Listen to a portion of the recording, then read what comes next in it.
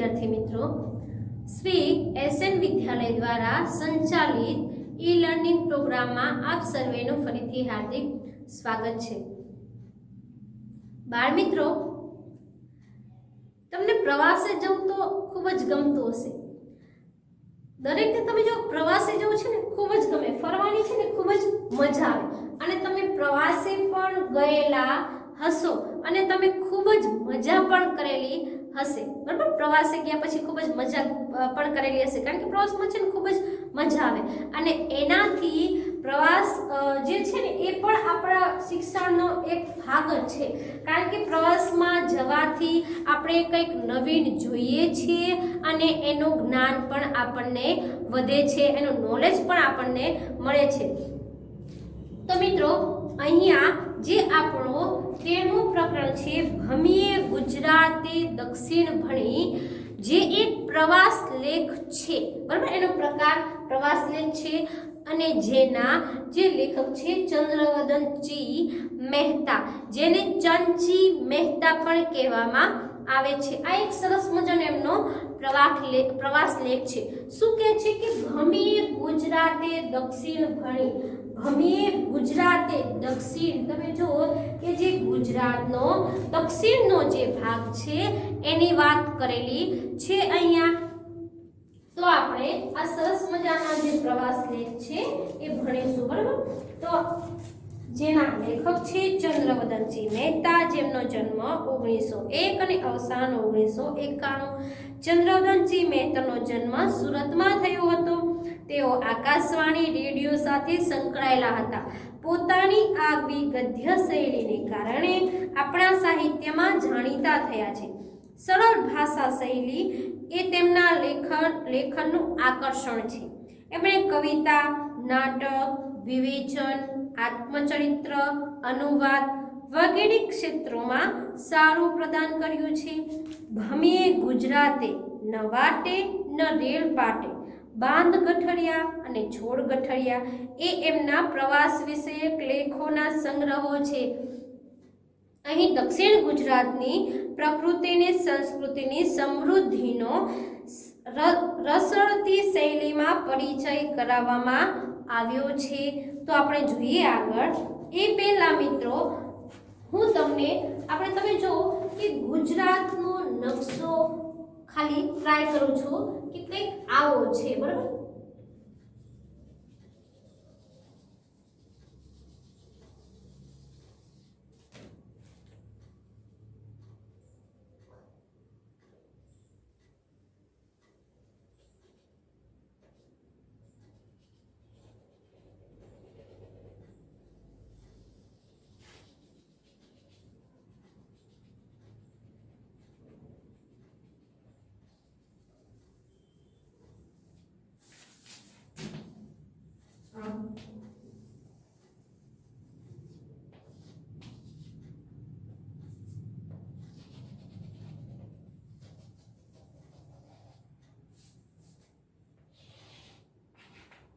આવો કંઈક ગુજરાતનો નકશો છે। શું કે છે કે ભમીએ ગુજરાતે આ ઉત્તરમાં આવશે અને આ ભાગ છે એ દક્ષિણમાં આવશે, આ પશ્ચિમમાં આવશે અને આ પૂર્વમાં આવશે।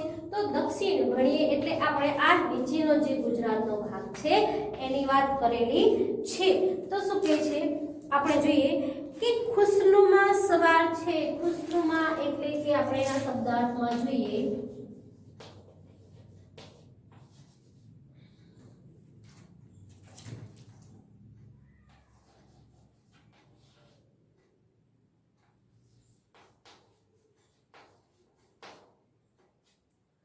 એટલે કે રમણીય। ખુશનુમા એટલે કે રમણીય અથવા તો પ્રસન્ન। ખુશનુમા સવાર છે। આપણે સાગરકાંઠો નહીં છોડીએ આશા। આપણે જોઈએ છે કે આ ગુજરાત છે એ આ બધો જે વિસ્તાર છે એ સાગરનો દરિયા કિનારાનો વિસ્તાર છે। આપણે બધો જ આ જે છે એ દરિયા કિનારાનો વિસ્તાર છે। બરાબર, તો શું કહે છે કે આપણે સાગરકાંઠો નહીં છોડીએ। દરિયો અહીંયા પોતાનું ભારે સિંગડું ગુજરાતમાં ભરાવવા ફાંફા મારે છે। આપણે બધા જોઈએ છે શું કહે છે કે દરિયો અહીંયા પોતાનું ભારે શિંગડું ગુજરાતમાં ભરાવવા માટે ફાંફા મારે છે। આપણે જોઈએ છીએ કે આ આકાર જે છે એ શિંગડા જેવો જ લાગે છે ને, એટલે શું કહે છે કે દરિયો અહીંયા પોતાનું ભારે શિંગડું જે છે એ ગુજરાતમાં ભરાવવા ફાંફા મારે છે। એટલે કે આ બધો જ દરિયા કિનારાનો વિસ્તાર છે આ ગુજરાતમાં ભરાવવા માટે આ શિંગડા જેવો લાગે છે, એટલે કે ફાંફા મારે છે। હવે આપણે રૂઢિપ્રયોગમાં જોઈએ, એટલે કે ફાંફા મારવા એટલે વ્યર્થ પ્રયત્ન કરવા। આપણે થોડી વાર નકશો લેવા દઈશું એટલે કે ખ્યાલ આવે।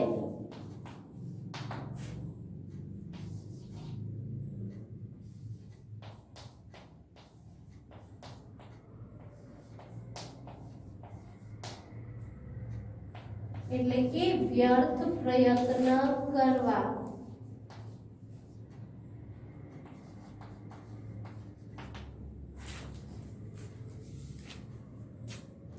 અને ઊંચે ખંભાત સુધી ભોંકે છે, અને શું કે છે કે ઊંચે ખંભાત સુધી ભોંકે છે। પણ અહીં આ ઉભરાટ અને આ નદીઓના સાગર સંગમ પણ ભીમપોર, ડુમ્મસ અને હજીરાની દીવાદાંડી, સૂર્યની પુત્રી તપ્તી એટલે કે તાપી નદી, આપણે જાણીએ છીએ કે તાપીને સૂર્યપુત્રી પણ કહેવામાં આવે છે, એટલે કે સૂર્યની પુત્રી તપ્તી એટલે કે તાપી નદી, તાપીનું મરોડદાર સાગર સંગમ। અહીં તો હેલિકોપ્ટર હોય તો જરા ઊંચે જઈને જોવાની મજા આવે છે, એમ કે આ વિસ્તાર જે છે એ જો હેલિકોપ્ટર હોય ને તો એમ કે છે કે જરા ઊંચે જઈને જોવાની મજા આવે છે, કારણ કે હેલિકોપ્ટર હોય તો જ તમને આ બધો જે વિસ્તાર જે છે એ જોવાની મજા આવે, બધો વિસ્તાર સ્પષ્ટ તમને દેખાય। અમદાવાદ મુંબઈ વચ્ચે દોડતા અથવા ભાવનગર જતા વિમાનમાંથી આ પડખું ભારે ચિત્રાત્મક લાગે છે।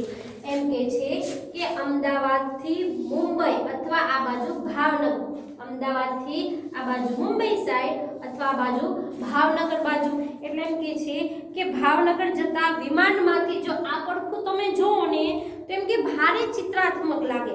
બંજાય તો જોજો કદી, એમ કે છે જો માનો કે બની શકે ને, મેળ પડે ને તો કદાચ આ ભાગ છે ને ક્યારેક જોજો, એમ કે છે। ભીમપોરના ખારવા ખલાસી જગમશહૂર, ખારવા ખલાસી એટલે કે વાહન ચલાવનાર, જગમશહૂર એટલે કે જગમાં પ્રખ્યાત, આપણે એમ કે ફેમસ એમ। ભલભલા દરિયા હચમચાવે, અલગ મલક ગજાવે, અહીંથી જ પેલો નોર્વે ગયેલો જગનકારા ત્યાં જઈ એણે મધરાતે ઘૂમડી ઘાલતા, સુસવાટા કરતા, ફૂમતા મરોડતા દરિયાને દેખેલો। એમ કે છે કે અહીંથી જેમ કે પેલો નોર્વે ગયેલો જગનકારા ત્યાં જઈ એણે મધરાતે ઘૂમડી ઘાલતા, એટલે કે આ રૂઢિપ્રયોગ છે ઘૂમડી ઘાલતી એટલે ગોળ ગોળ ફરવું।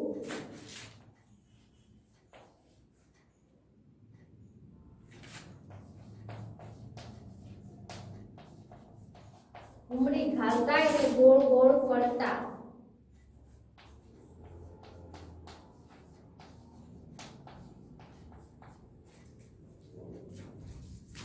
સુસવાટા કરતા, ફૂમતા મરોડતા દરિયાને દેખેલો। માતાની આઠમે નવરાત્રીમાં કેડે ઘૂઘરા બાંધી ઘેરિયા ઘૂમતા, એમ કે છે કે માતાની આઠમે નવરાત્રીમાં કેડે ઘૂઘરા બાંધી ઘેરિયા ઘૂમતા રહે। એકવાર ભીમપુર જાજોરે ઘેરિયા ગીત લલકાર્યા કરે। શ્રાવણ મહિને ભીમપુરિયા હનુમાનનો મેળો જોવા સુરતથી ગેણિયા બેલને દોડાવતા સુરતીલાલા નીકળી પડે। ઘેરિયા એટલે કે હોળી ખેલવા નીકળેલો, ઘેરિયો એટલે કે હોળી ખેલવા નીકળેલો એમ। અને એમ કે છે કે શ્રાવણ મહિનામાં ભીમપુરિયા હનુમાનનો મેળો જોવા સુરતથી ગેણિયા બેલ એટલે કે બળદ, અને ઘેરિયા એટલે કે ઠીંગણો પણ વેગથી ચાલતો બળદ, જે કદમાં ઠીંગણો પણ વેગથી ચાલતો બળદ, જેને ગેણિયા બેલ કહેવાય, બરાબર। એમ કે છે કે ઘેણિયા બેલને દોડાવતા સુરતીલાલા નીકળી પડે। હજીરાની દીવાદાંડીની પણ અનેક વાતો છે। દીવાદાંડી એટલે કે સમુદ્રમાં જે જતા આવતા જે વહાણ હોય ને એ વહાણ ખડક સાથે અથડાય નહીં ને તે માટે જે ખડક પર બાંધેલો એક દીવાવાળો મિનારો, બરાબર, દીવાદાંડી. પણ આપણે તો કુદરત જોવા નીકળ્યા છીએ. તાપીનો આ સંગમ કેટલો મનમોહક છે. મનમોહક એટલે મનને મોહનાર, મનને મોહી લેનારો. એમ તાપીનો જે આ સંગમ છે ને એ કેટલો એમ કે મનમોહક છે, મનને મોહી લેનારો છે.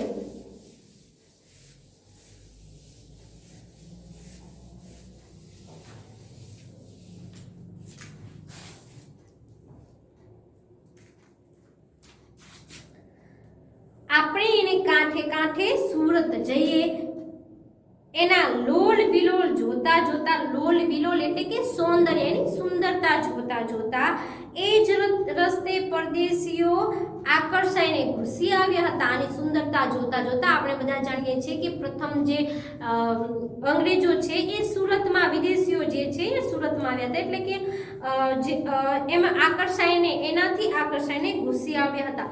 આ એ જ સુરત શહેર ત્રણ પ્રખ્યાત નન્નાનું કવિ મલબારી કહે છે તેમ. આ એ જ સુરત ત્રણ પ્રખ્યાત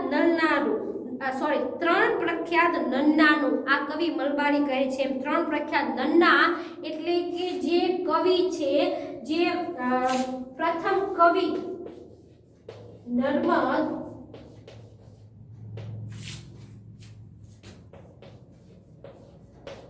વિવેચક નવલરામ,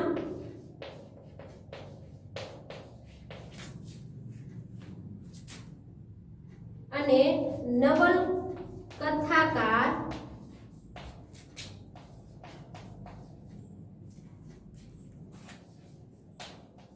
નંદશંકર મહેતા. આ જે સુરતના જે ત્રણ જે કવિઓ છે એની વાત છે. કવિ નર્મદ, વિવેચક નવલરામ અને નવલકથાકાર નંદશંકર મહેતા. એ પ્રખ્યાત જે ત્રણ નન્ના છે ને એની વાત અહીંયા કરેલી છે. એટલે ત્રણ પ્રખ્યાત નન્ના કવિ મલબારી કહે છે તે. મોજ શોખને ખાણી પીણી સુરતી લાલા સહેલાણી, વાડી ગાડી લાડીમાં તે કીધી જિંદગી દૂરધાણી. અહીંયા સુરતી લાલાઓ માટેની એક પંક્તિ છે કે મોજ શોખને ખાણી પીણી સુરતી લાલા સહેલાણી, વાડી ગાડી લાડીમાં તે કીધી જિંદગી દૂરધાણી. એટલે કે ખરાબ.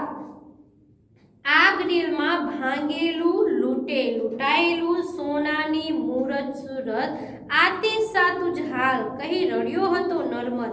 એમ કહે છે કે મિત્રો આ જે નર્મદ છે ને કવિ, એ જે સુરતને સોનાની જે સુરત છે ને એને સોનાની મૂરત કહેવામાં આવતી. સુરતને સોનાની મૂરત કહેવામાં આવતી.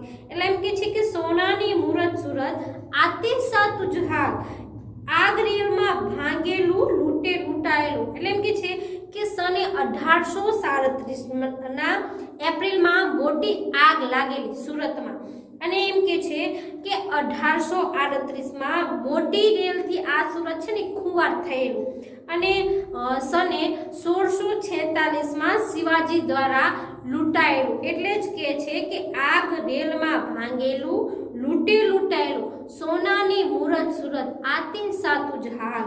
આવું કહીને એમ કે કવિ નર્મદ રડી પડ્યો હતો. તે આ જ સુરત, આ જ રસ્તે 1770 ની આસપાસ ફિરંગીઓ આવ્યા. સુરતના આ જ રસ્તે એમ કે છે 1770 ની આસપાસ ફિરંગીઓ આવ્યા. 1608-12માં અંગ્રેજો આવ્યા, એની પાછળ વલંદાઓ આવ્યા, અને બાકી હતું તે 1642માં ફ્રાન્સિયાઓએ પોતાની કોઠી સુરતમાં સ્થાપી. ફ્રાન્સિયાઓ એટલે કે ફ્રાન્સના વતનીઓએ કોઠી એટલે કે વેપારની પેઢી સુરતમાં સ્થાપી હતી. મિત્રો આપણે બધા જાણીએ છીએ કે પ્રથમ જે અંગ્રેજો છે આપણા દેશમાં આવ્યા તો પ્રથમ સુરતમાં આવ્યા હતા અને ત્યાં પોતાની વેપારની પેઢી સ્થાપી હતી અને દરિયાઈ માર્ગે આવેલા હતા. કારણ કે આપણે બધા જાણીએ છીએ કે તેજાનો, મલમલ, આ બધી જે વસ્તુ છે એનાથી આ જે પ્રખ્યાત જે વસ્તુ હતી એનાથી આકર્ષાઈને અને અહીંયા એમ કે તેઓ આવ્યા હતા. હજી એ ઇમારતો જોવા મળે છે. એ માહોમાહે એના ગોળીબારની નિશાનીઓ પણ હજુ દેખાય છે. આ જે બધા ફિરંગીઓ આવે ને એ બધા પહેલા તો એમ કે છે માહોમાં એટલે કે અંદરો અંદર લડ્યા અને ગોળીબારની નિશાનીઓ પણ હજુ દેખાય છે. ભારતને કિનારે તાપી કાંઠે પહેલી નેવર વોર એ પરદેશીઓએ કરી હતાશ થઈ ગયા. ખરું, રાત આ નિરાશાના અંધકારમાં જ વીંટળાઈને કાઢીશું. હોય એક રાત એમ પણ હોય. એમ કે છે કે અહીંયા જે પ્રવાસની વાત કરે છે તો અહીંયા રોકાવાની વાત કરે છે, એટલે કે રાત જે છે ને એ આ નિરાશાના અંધકારમાં જ વીંટળાઈને કાઢીશું ને હોય એક રાત એમ પણ હોય. તાપી કાંઠે કિલ્લો છે. અકબરે અહીં પડાવ નાખ્યો હતો. જહાંગીર આવ્યો હતો. ઔરંગઝેબ આ પાસેના લાકડી પુલ આગળ જહાજમાં બેસી મક્કે હજ કરવા ગયો હતો.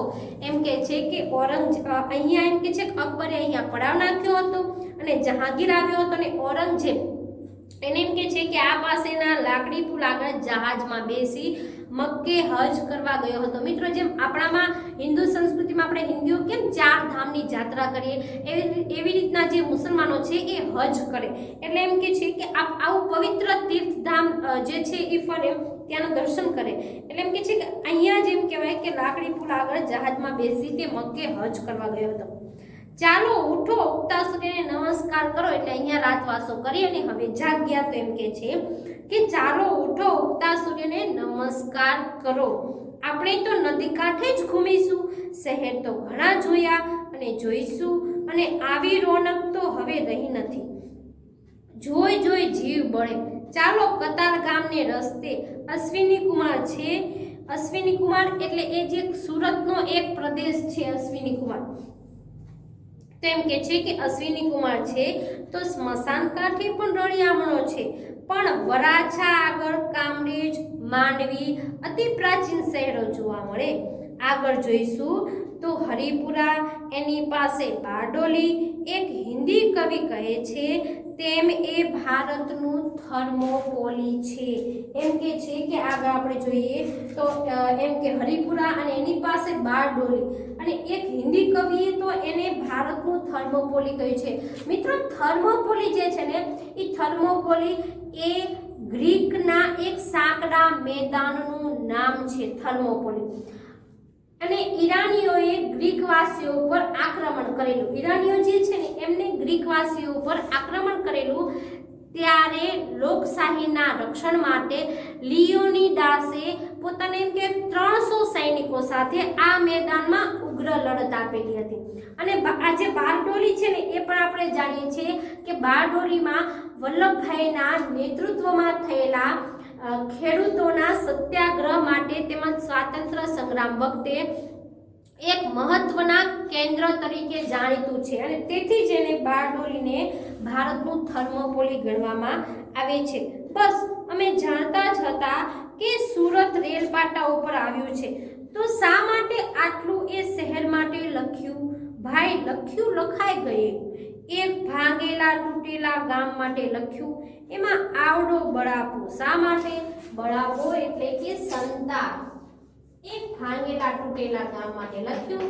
તો એમ કે છે કે એમાં આવડો બળાપો. શા માટે? આટલો સંતાપ શા માટે? અહીં નદીમાં 1612-1616 ની અંદર પહેલી દરિયાઈ લડાઈ થઈ હતી. તમે જો જે વિસ્તાર છે એ પણ દર્શાવે છે આ પ્રવાસમાં, અને જે ત્યાં મહત્વના સ્થળો છે ક્યાં પ્રથમ શું થયું હતું એ પણ દર્શાવેલું છે.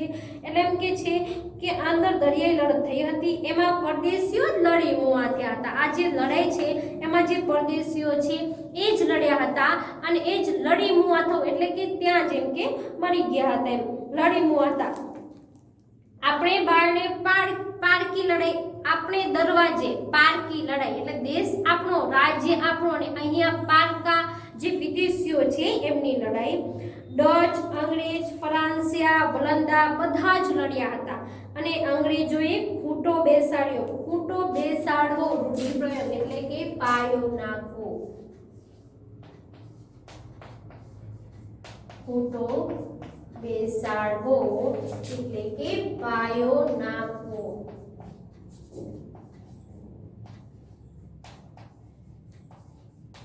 પાયો નાખવો. ઉત્તરે વેડ ડભોલી અને સિંગણપોળ જતા આવતા થાય બપોર. આ જે ત્રણ છે ને ગામનું નામ છે, વેડ, ડભોલી અને સિંગણપોળ. એમ કે છે કે આ ગામનું નામ કહે છે કે વેડ, ડભોલી અને સિંગણપોળ જતા આવતા થાય બપોર. એમ કહે છે. પણ આપણે ડભોલીનો ભૂત્યો ટેકરો તો ચડીશું જ. હારે અહીં પણ અહીંયા તમે જુઓ કે જે મહાભારતના અમુક સ્થળ છે એની વાત કરેલી છે કે અહીં પણ કુરુક્ષેત્રનું મેદાન શું માનવું, પાંડવોની ગુફા, ભીમની ગદા, કુરુક્ષેત્રનું મેદાન, એ નામો તો ડગલે ને પગલે. એકાદ કઈ જૂનું ખંડેર આવ્યું, ખંડેર એટલે કે ઇમારત, જૂની ઇમારત આવ્યું તો સાંભળવા મળવાના જ.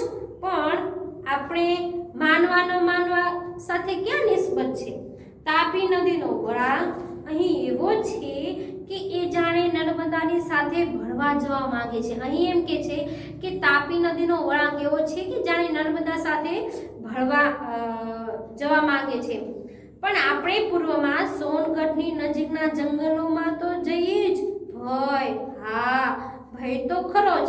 પણ ચાલો તાપી નદીને કાંઠે કાંઠે ડાબે હાથે સાતપુડાની હાર દેખાવા માંડે ત્યાં સુધી જાત જાતની વસ્તી, નદી સંગમ, તળાવો અને જૂના બંધો, ખંડેરો તો ખરા જ, અને હેડંબાવન પણ ઠેક ઠેકાણે એવું આવ્યા જ કરશે. આ બધું તો એમ કે છે કે આવ્યા જ કરશે.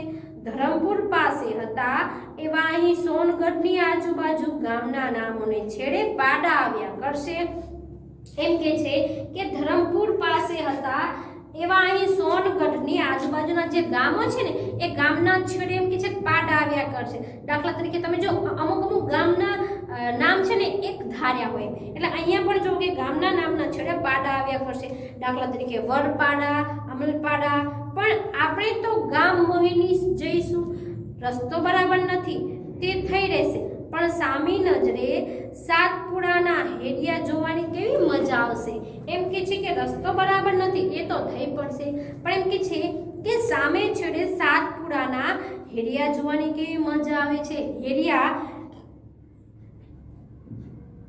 એટલે કે બાંકામાંથી છિદ્રમાંથી પડતું સૂર્યનું કિરણ. તમે જો કે આપણે ગામડું ને ગામડું એની અંદર નળિયા હોય છે અને નળિયાની અંદર અમુક સૂર્યના ગોળ ગોળ ટપકા જેવા છિદ્રોમાંથી પ્રકાશ પડે છે. સરસ મજાના બાંકામાંથી છિદ્ર પડે. તમે જો કે પ્રકાશ છે એટલે એની અંદર તમે જો ઝીણી ઝીણી રજ ઉડતી ને એવું દેખાય. હકીકતમાં તો મિત્રો એ રજ છે ને બધી જગ્યાએ ઉડતી જ હોય છે, પરંતુ એ પ્રકાશના હિસાબે એ થોડીક દેખાય છે આપણને. તો સરસ મજાના નળિયામાંથી છે ને ઓલા સૂર્યના કિરણો પડે, છિદ્રો પડે. એટલે અહીંયા હેરિયા એટલે એમ કે છે કે બાંકામાંથી છિદ્રમાંથી પડતું સૂર્યનું કિરણ, હેરિયા એટલે. પણ આપણે તો તોફાની નદી કીમનો ઠસ્સો એટલે કે ઠાઠ, રોફ જોઈ અંકલેશ્વર જવું છે, ત્યાંથી રાજપીપળાના ડુંગરોમાં પહોંચવું છે. તેલનો વિસ્તાર ધરતી તળે અને ઉપર કાળા કાબળ ચિત્રા માટીના ઢેફાળા. એટલે આ જગ્યા આપણે બધા જાણીએ છીએ કે અંકલેશ્વર તેલની ત્યાં મોટી ખીણ છે. એટલે એમ કે છે કે તેલનો વિસ્તાર ધરતી તળે એટલે ધરતીને નીચે, તળે એટલે કે નીચે, અને ઉપર કાળા કાબળ ચિત્રા માટીના ઢેફાળા. જ્વાળામુખીએ કરેલી અગનની ઉલટીઓની નિશાનીઓ. જ્વાળામુખીએ કરેલી અગનની ઉલટીઓની નિશાનીઓ એટલે કે આપણે તમે જો અમુક જગ્યાએ જ્વાળામુખીઓ ફાટી નીકળે છે. એટલે જે અગ્નિ છે ને એ અમુક ટેક કરે ને એની પર જ્વાળામુખી જે અગ્નિ છે ને એટલે જાણે કે ઉલટી કરી હોય ને એવી રીતના એમ કે અંદરથી અગ્નિઓ બહાર ફાટી નીકળે છે. એટલે અહીંયા એમ કે છે કે જ્વાળામુખીએ કરેલી અગન એટલે કે અગ્નિની ઉલટીઓ એટલે કે આપણે ઉલટી બકાડીએ એની નિશાનીઓ હજુ છે. સૈકાઓ પહેલાની વાત, આ સામે દેખાય એ રાજપીપળાનો ડુંગર કેવો આડો પડ્યો છે. મજા તો ઉપર જઈશું ત્યારે આવશે. આ દેખાય એ ભીલ રાજાઓની મોહલાત એટલે કે મહેલ. આ દેખાય એ ભીલ રાજાઓનો મહેલ. એ જ ડુંગરા જરા અટપટો રસ્તો છે અને પ્રાચીન કાળના અનેક અવશેષો પણ મળે છે મિત્રો ઘણી બધી જગ્યાએ તમે જો કે આપણે પ્રાચીન કાળના ઘણા બધા અવશેષો મળી આવે એના આધારે કહી શકાય છે કે પહેલા છે ને આ સંસ્કૃતિ ઉગીને આથમી ગયેલી હોઈ શકે તો આપણે તમે જો ઘણી જગ્યાએ આપણે લોથલ છે ધોળાવીરા બધી જગ્યાએ છે ને પહેલાના અવશેષો આધારિત કહી શકાય કે અહીંયા આ સંસ્કૃતિ અહીંની ગટર વ્યવસ્થા કેવી હતી મકાનોનું બાંધકામ કેવું હતું કેવા જે વાસણો વાપરતા હતા કેવા ઘરેણાઓ વાપરતા હતા એ અવશેષો આધારિત બધું કહી શકાય છે એટલે એમ કે છે કે અને પ્રાચીન કાળના અનેક અવશેષો પણ છે જાળવીને ચાલજો આ બાંધ્યો દરવાજો તોતિંગ ઘણો જૂનો કોણે બાંધ્યો હશે કોણ જાણે પણ આ ડુંગર ઉપર જરૂર કોઈ સંસ્કૃતિ એટલે કે સામ્રાજ્ય ઉગી આથમી ગયું હોય ઉગીને આથમી જવું એટલે કે ચડતી પડતી થવી